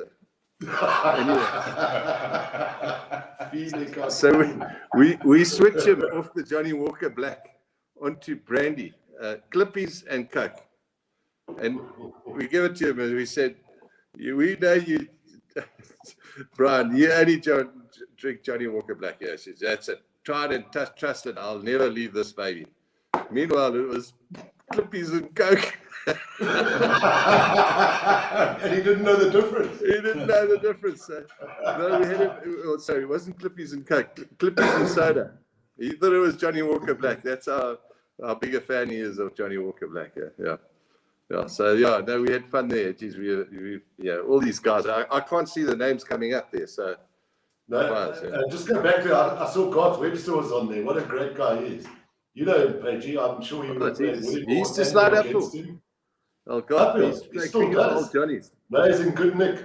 He's in good. Yeah. There he is. There he is. Garth Hello, Webster, Fars and Pagey. Oh, he's gone now. Fars and Pagey. Good to see you guys.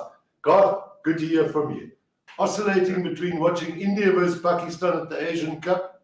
I wouldn't watch that shit, Garth. I'd watch Chelsea. No, I wouldn't watch them against Zagreb. So, yeah, nice to hear from you, Garthy. Yeah, nice to see you, Garth. You still got the best kit, eh? You used to wear the best kit. He was the guy one night who came to a party and he had the most pointed shoes I've ever seen a man wear. And the oaks were taking the piss out of him because of his shoes. And he said, I'm the only oak who can go to bed tonight and throw my shoes into the dartboard. Hey, look at this. Thank you. Where's this from? You're a wonderful guy, my man. Thank you, Duncan. I know Duncan as well. $5,000 for Ngami here. Thank you. And we're going to work on Thank this. you. Ngami. Thanks. Thanks. I hope there's going to be some more coming up, mate. Mfuneko, we must put a bit of pressure. Pagey, we've got our man there, Pete Rodseth. I think Vince taught Pete Rodseth, in fact. Jesus, yeah. Now, how's it, Pete? There's a diehard. There he is, hot boys, I know. Pete Rodseth, he's a big Maritzburg College boy. Yeah, he loves that place. Yeah, I think Vince might have taught him. Did he? Yeah. I think, Yeah, probably, I think so, yeah. And Gummy, I want to tell you a story now about Pagey. When we were together in England in 1985, I spoke earlier about his career as a sculptor and then his career as a painter. There was a man there, I mean, in the north of England where we were especially, it was very humble, people weren't wealthy. But we had one guy who drove a Jaguar XJ6 and he used to walk around in the best kit and he'd let you know about it. And I'll never forget his shoes especially. At a time when shoes cost £20 or £30, he was walking around and saying, crocodile skin shoes, 250 quid. So he would say that? Yeah, no, jeez. He would tell you. He will tell you. So one night we go to a party at what we called the Australian South African House. And Australia were playing England in Manchester. So all these guys, or a lot of them had come from Manchester. There were quite a few of the Aussie guys there, along with a guy called Craig Johnson who played for Liverpool. And because all the beer was in the kitchen, everybody congregated in the kitchen. And there was a table in the middle. And just before I get Pagey to tell the story about his painting skills, there was a woman sitting at the table with this elderly Aussie guy who sort of controlled the place. He was the landlord or the rent payer as such, or the owner of the house. And this woman was getting on his shits. She was talking too much, and we distracted her. And he was an elderly guy. He took his top and bottom row false teeth out, and he put them in her beer. Oh my! And she had a big mug of beer like this, and sitting at the bottom there were his bottom and top row dentures. And she was sipping away there, none the wiser. Meanwhile, this 6'5" oak, you tell the story now, Pagey, about James Lomas. No, I don't really. Should have. No. This is painting career. We couldn't miss this, Gummy. So we were basically, it was standing room only. We were all crowded against one another. So I went upstairs and I got out of one of the guys' kits. Remember the old days? They used to have that white called Nugget. Used to paint your shoes white with it. Now they don't do that now, but in those days we used to. So I went and got some white Nugget, and we came downstairs. I had it in my pocket, and I got under the dining room table. And next to the dining room table. Yes. Oh, I remember. Stick with a little sponge. Yes. Yeah, the stick with a sponge. Yeah. Anyway, he had his suit on in his tweed jacket, and he had these crocodile skins, the nice black crocodile skins. But I thought they would look better white, so I whitewashed his crocodile skins while he was chatting, and he couldn't really know what was going on because he couldn't look down hardly. And he walked around for most of the evening in these white crocodile skins, which he had told us the black ones cost about £250 in those days. You know that I went back 17 years later. He was still trying to get his 250 quid from me. That's because I stopped. You know, he had no chance to look down because it was so well organized or orchestrated. He was pushed right up against the table. And then Pagey underneath. And sitting right here was the woman drinking the beer with the top and bottom row of false teeth. Distracting him. Yeah. Wonderful times, Pagey. Yeah, those were very good fun. Yeah. So, what else, Mfuneko? I think it sounds good. There's some good young guys coming through there in your part of the world. At the moment, yes, I think there's a few guys that are coming through. And I cannot wait to see what's this T20 next year in January it's gonna do for our country, because there's few guys. When I was with Vuuren, there was few young men that were coming through. Even when I was at the University of Forte, a few guys went to all these provinces.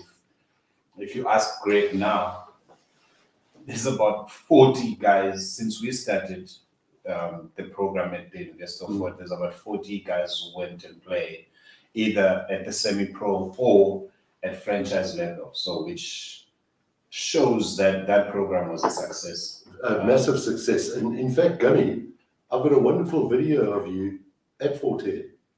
You had the one little left-arm spinner and a little left-arm batsman that looked like Brian Lara. Do you remember that? Those two, what happened to those two little guys? The left-handed batter, he played for, he was here with the, I think he was with the Warriors last season, so I'm not sure, because these guys now have the chop and change, they go all over. But he came here, he played for the Warriors. The left-arm spinner is with the Warriors as well. They were fantastic little players. But I must send Vince that video that we made of you at Forte. There are a few guys there. You had a nice little fast bowler there as well. Yes, there's another fast bowler. He's with the Rocks now. In Cape Town, so he was in Mpumalanga. So there's a few guys that came through the program, of which I forgot to say thank you to Vince, because he's the guy who got up and said, guys, we want to make sure there's a program at Forte. Yeah. And at the time, it was when I had a choice because I was asked to go to Pretoria or go to Forte and run that program. So, and then I looked and I decided, you know what, let me just go and do what I love most, which was for me coaching. Yes, they've done fantastically well. At least you did that. Pagey, just a question I wanted to ask Ngam, but before I ask him the question, cast your mind back to your debut. How did you feel? How did I feel? Can you recall? Can you? I probably know what you're going to say, but cast your mind back in a serious vein to when you measured your run up for the first time. Jesus, so long ago, I can't remember. But I mean, we played it. My debut was against Natal with Barry Richards last season. Vince, they had a hell of a team, and I was playing the strong Transvaal team, so I wasn't sure I belonged there. I was very nervous. It was almost surreal. I couldn't believe I'm now playing at that level, and I watched it so keenly when I was a youngster. It was huge, and I mentioned to you that for the first season or two I battled because I used to bowl quickly in club cricket, but when I was playing in the Transvaal side, because you're almost overawed by all these big names and the guys you're playing against, that you're sort of so tentative or scared to stuff it up.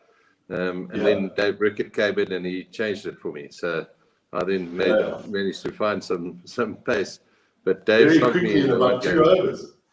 He slugged me, and I thought, he could put it into my career unless I do something about it. And then I ran in and bowled quickly, and that changed my career. Absolutely. That game wonders.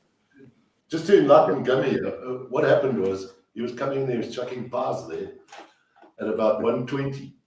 And a guy called Dave Brickett came in and started slogging him because he couldn't slog Sylvester Clark and Clive Rice. So he thought, we'll take it out on the Lati here. And if I remember clearly, it was quite late on a Saturday afternoon.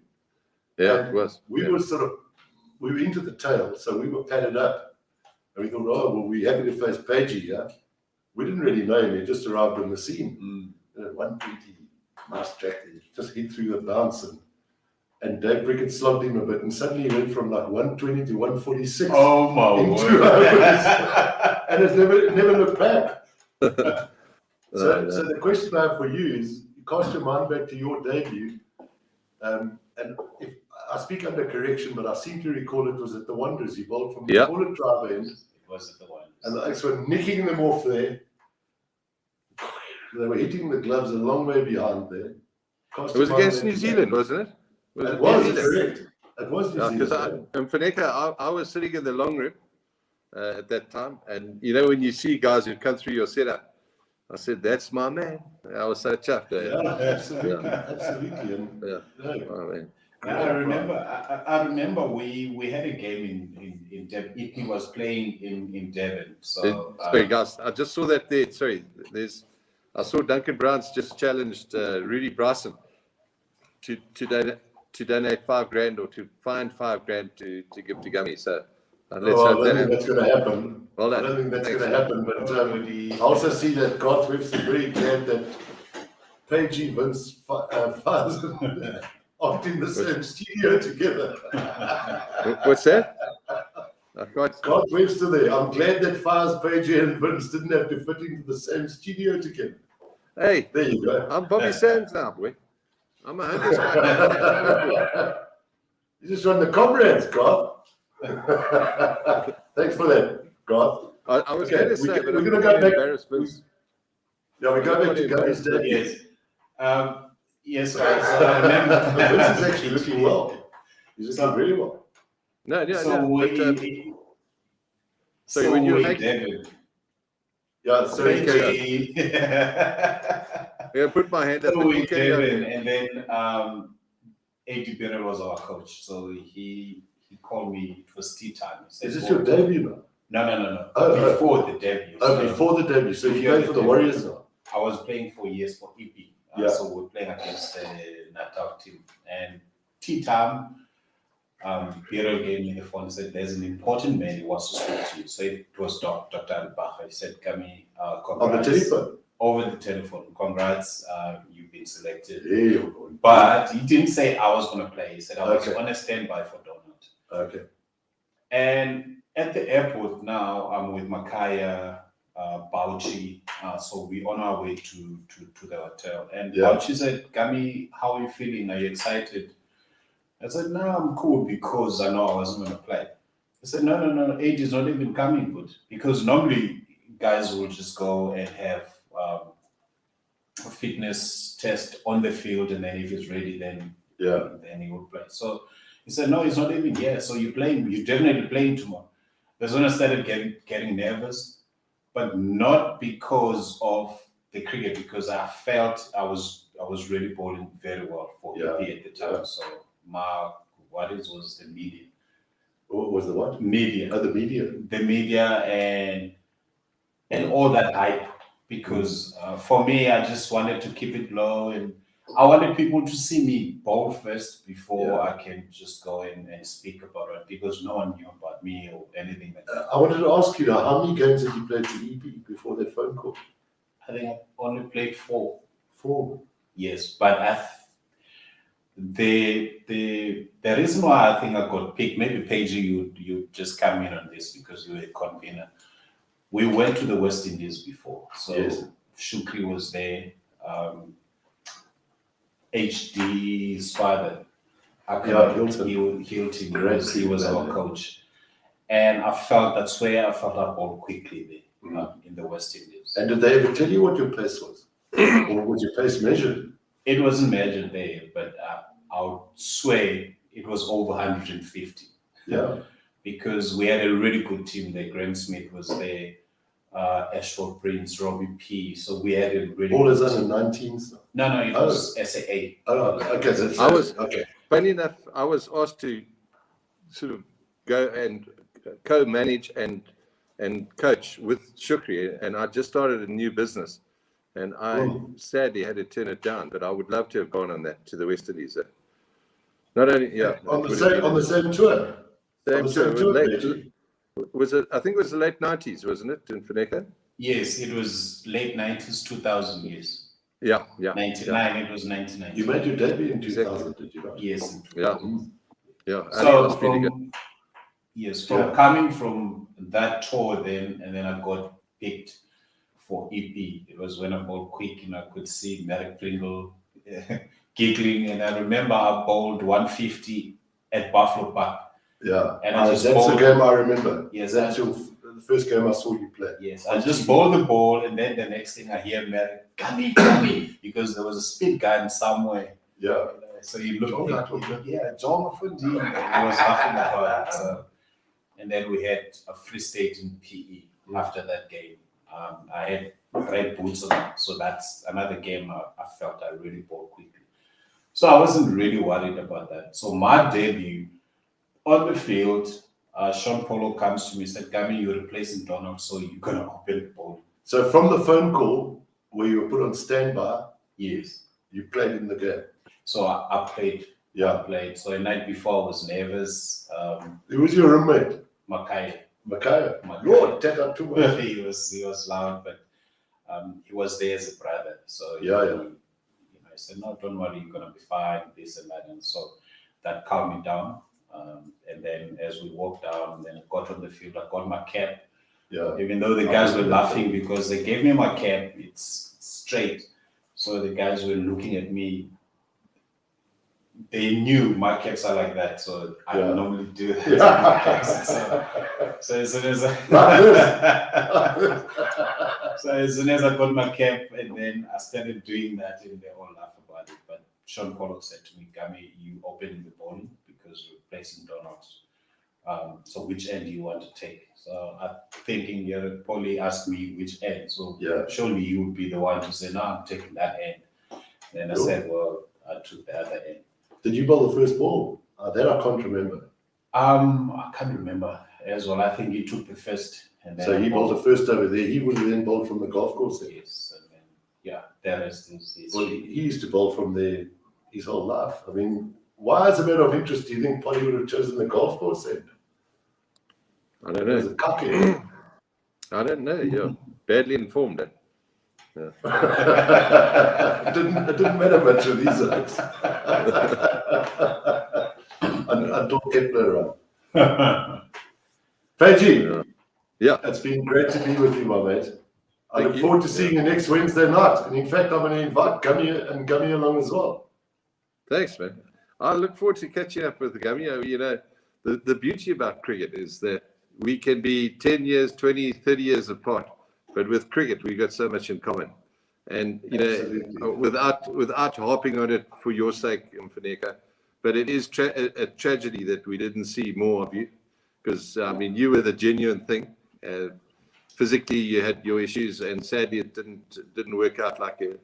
And I just want to say that I hope the guys are looking after you. I'm talking Cricket SA and so on, because the kind of work you do sometimes goes unnoticed, but we'll start seeing the rewards of it in years to come. And I think that's the most important thing. And I think rugby has got things right in this country.